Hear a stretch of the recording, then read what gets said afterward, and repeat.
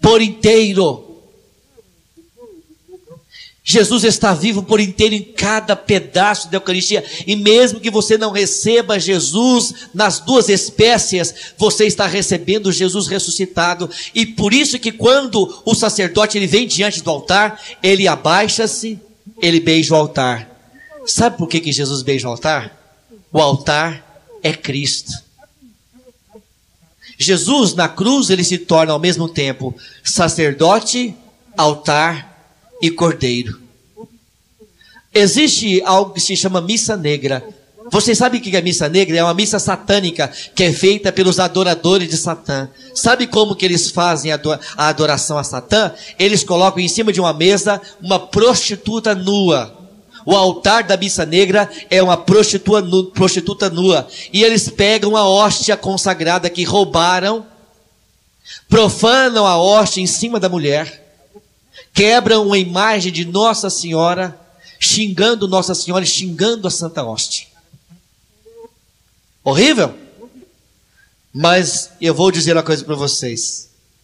Há algo de maravilhoso por trás disso.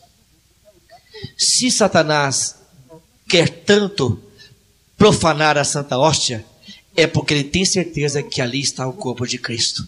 Se ele quer profanar uma imagem de Maria, é que sabe que essa imagem é sinal de alguém muito santo, que tanto a Eucaristia quanto Maria nos levam para o céu. Quando os sacerdotes, ele abaixa e beija o altar, é Jesus. E aquele pano branco que está sob o altar é o sudário, aquela mortalha que cobriu o corpo de Jesus. E quando o sacerdote consagra em separado as duas espécies, para lembrar que Jesus também, ele teve seu corpo separado do seu sangue, mas no momento em que o sacerdote parte a hóstia, ele faz questão de jogar um pedacinho dentro do vinho. É o anúncio do sacerdote do corpo que se une ao sangue. Você não recebe um corpo morto, você recebe Jesus ressuscitado. Você recebe Jesus vivo. E eu sou testemunha dessa presença viva, que não é só pão, que não é só vinho.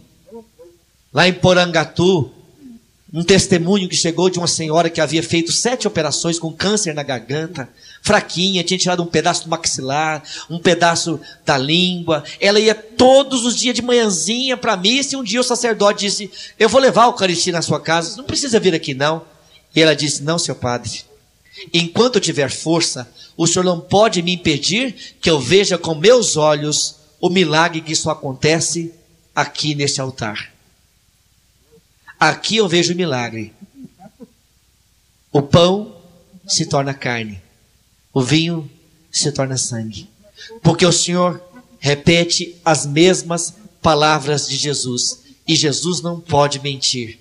E se o Senhor repete as mesmas palavras que Ele mandou repetir, que Ele mandou falar, aqui acontece um milagre. Padre, eu sei que entre os meus irmãos protestantes tem muitas pregações bonitas, mas lá não acontece um milagre que eu só vejo acontecer aqui. E para mim não existe missinha ou missa grande, não existe, tudo é missa. Mesmo que o padre fala pouquinho, fala pouco, fale bem ou fale mal, mesmo assim existe algo que nenhum pastor pode fazer. O pastor não pode celebrar uma imagem de Maria, é que sabe que essa imagem é sinal de alguém muito santo, que tanto a Eucaristia quanto Maria nos levam para o céu. Maria nos levam para o céu. Maria nos levam para o céu. Só com Deus, só com Deus, só com Deus. E acompanha comigo aqui: parecer do especialista. Paciente com excelente evolução médica, evolução médica, evolução médica, evolução médica.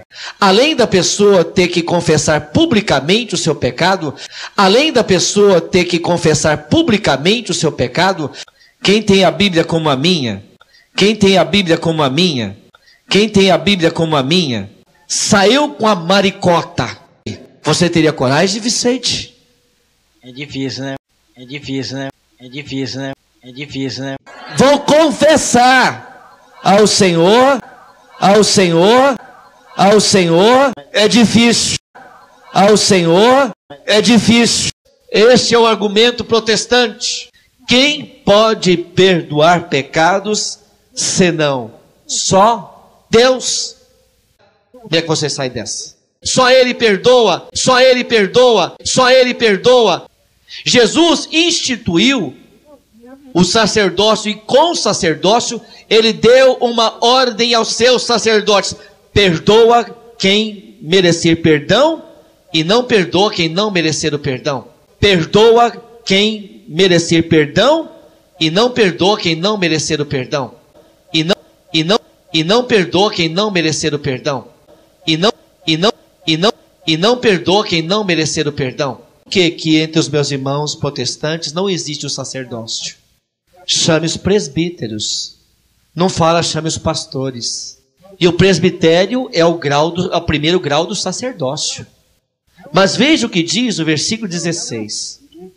Confessai as vossas culpas uns aos outros, uns aos outros, uns aos outros. E para quem você pode confessar na certeza de que seu pecado é perdoado? Para quem você se confessa? Uns aos outros, uns aos outros, uns aos outros. Porque a avó era religiosa, e depois da avó, a mãe era religiosa, e depois da mãe, o filho era religioso. E o padre, quando perdoa o pecado, e o padre, quando perdoa o pecado, e o padre, quando perdoa o pecado, com que base bíblica, então? Os meus irmãos protestantes afirmam que não precisa confessar uns aos outros, uns aos outros, uns aos outros. Com que base bíblica, então? Os meus irmãos protestantes afirmam que não precisa confessar uns aos outros ao sacerdote.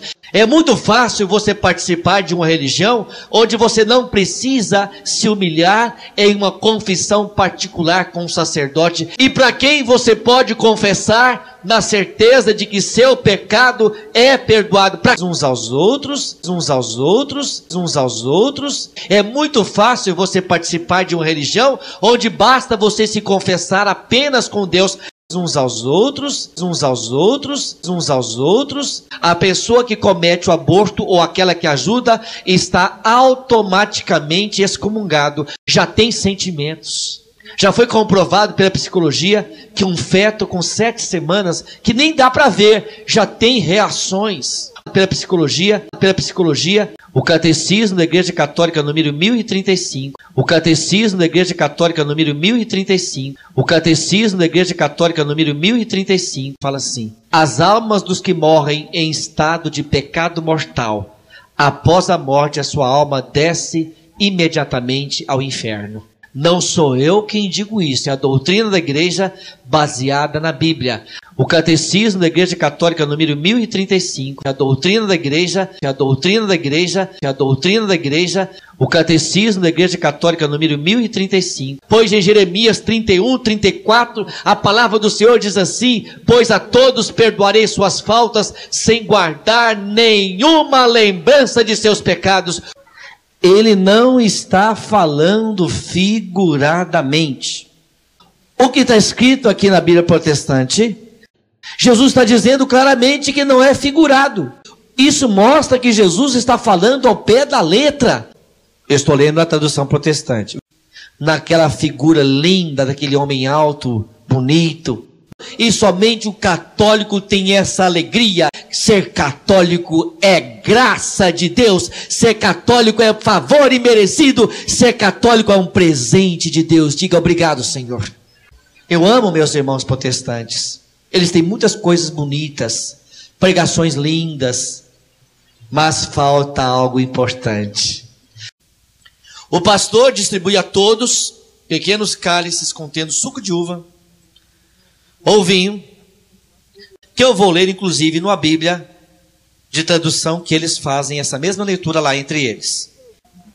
Quer dizer que todas as vezes que beberdes em menor memória de mim, isto é o meu corpo. É o momento em que está anunciando o quê? A morte do Senhor. É o momento em que acontece o quê? A morte. É o momento em que acontece o imolar da vítima. Só não vê quem não quer enxergar. está anunciando a morte está lá. A morte está acontecendo. A vítima está aqui no pão.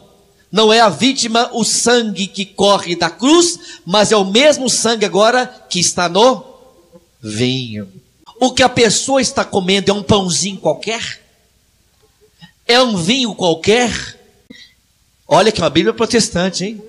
Por que que o pastor no final então, e nas celebrações, vamos dizer assim, nos cultos da Santa Ceia, dos meus irmãos protestantes, porque ele não pode oferecer a vítima do sacrifício, porque lá não tem nem altar. Falta, você entra numa igreja protestante, é vazia. É um salão como uma reunião de pessoas, mas falta alguma coisa. Onde é que se pousa os anjos se lá não tem altar? Para nós católicos cantarmos.